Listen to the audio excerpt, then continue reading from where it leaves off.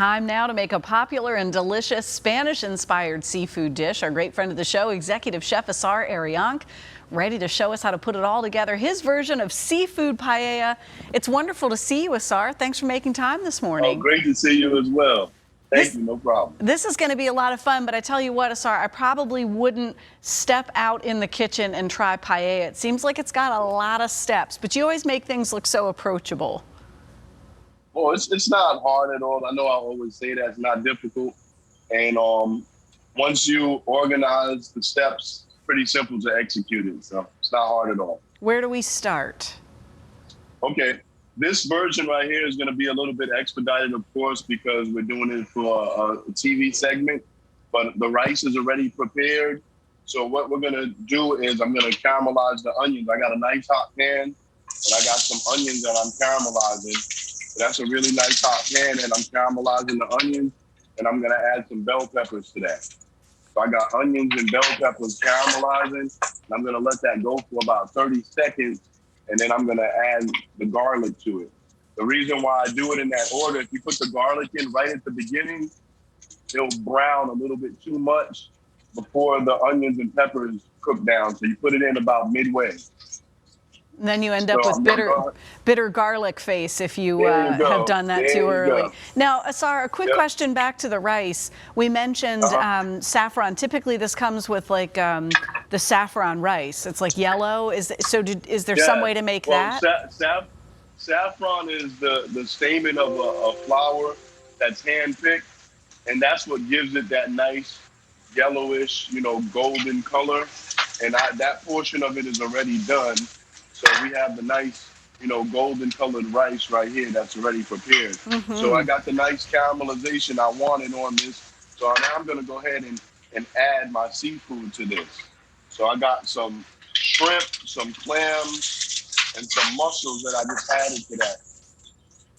So far, so good. That is pretty easy. Yeah, it's a one-pot wonder right now. One-pot wonder. Very simple. So we're doing that, and then that's mixing it around a little bit. And then what I'm going to do at this point right here is I'm going to add my stock right here. I have some clam stock with a little piece of butter in there. Put that in there. I'm going to throw some fresh thyme in there, and I have a lemon. So squeeze it, and then I'm going to drop it in there.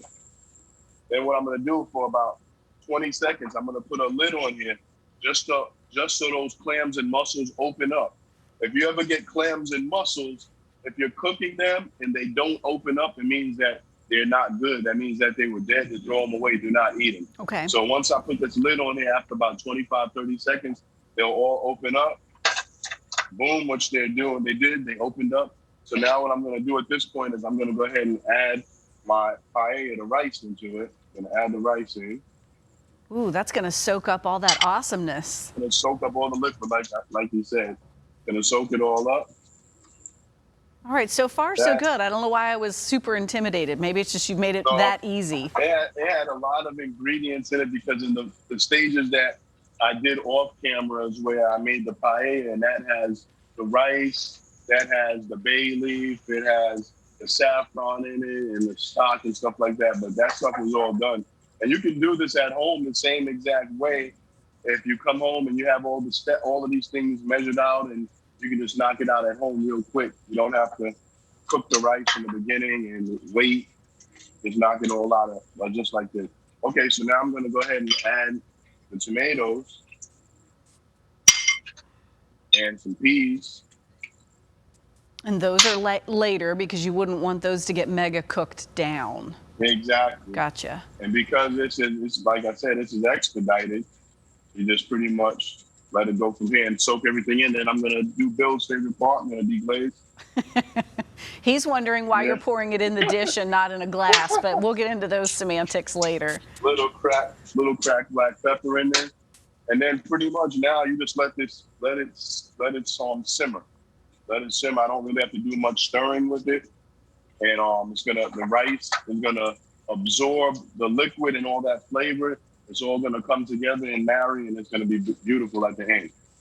Asar, you put in mussels and shrimp in this particular version that you were making, and clams.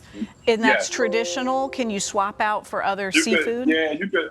A lot of times, they'll have some chicken in there as well. That you can put other seafood in there. You can put calamari in there. You can put, some people even put like squid, or it's whatever you really wish to have in there. But the most traditional you'll see is seafood as well as some chicken inside it.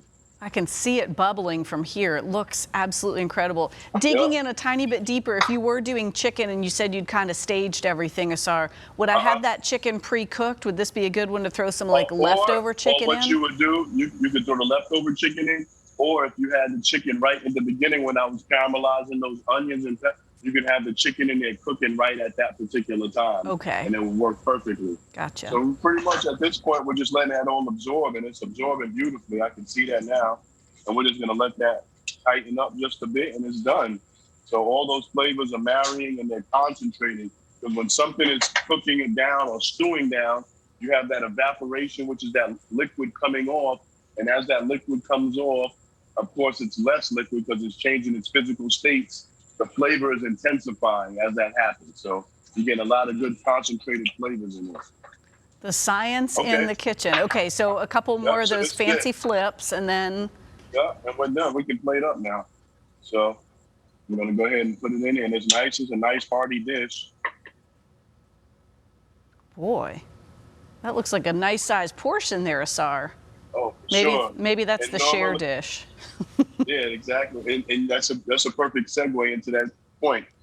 Paella is normally a dish that is traditionally served in a pan, and it's put in the middle of the table for everyone to enjoy. And the name of it itself is because of the design of the pan it's cooked in.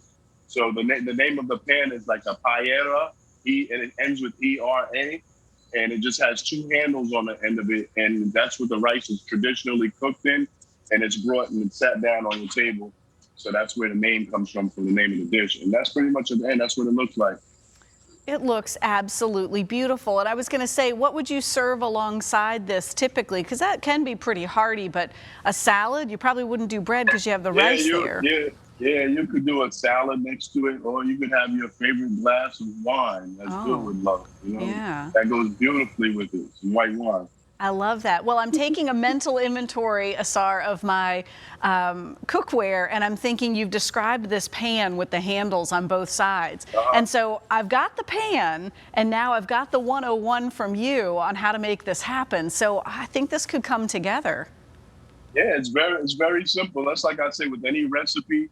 Once you have all the ingredients and you follow the instructions, you can complete any recipe, no matter how large it is or no matter how many ingredients it has. If you follow the instructions and execute it as it's planned on the recipe, you can make anything. Just like putting something together. Well, you definitely made it look approachable, Asar. Thank you so much. Looks absolutely delicious.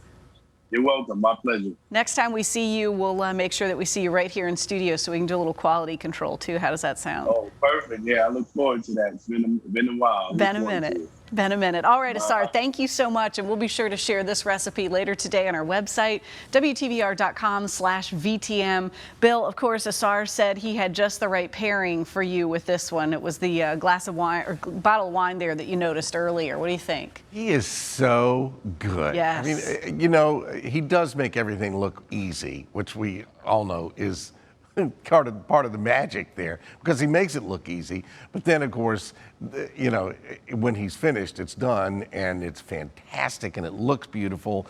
And I can't wait to see your version, because it looked like there'd be enough, to bring in to work the next day and share with your friends. I was thinking it'd be just enough for me. The biggest secret, the chef's hack on this one was probably making that rice in advance. How many times have you gone home to be like, I think I'm going to make some rice, and then you get the package open 45 minutes later, you're like, I don't have time for that. I don't have time for that. So make the rice ahead. That was a super tip. Great stuff again from him, and we are looking forward to him coming back. You know what else we're looking forward to? The annual Walk for Wishes. It's going to be a ride for wishes to help children with critical illnesses this year. It's coming up on August 7th. You can join CBS 6 And Make-A-Wish Greater Richmond to take a lap around the track at Richmond Raceway in your personal vehicle. You can tune in to our live stream to hear inspirational stories of wishes you've helped grant. How cool is that? You can also take part in our virtual scavenger hunt. Register today at va.wishes.org. Stay tuned. We'll find out what's inside the inbox when we open up that thing for everywhere you are. That segment's coming up in less than 3 minutes.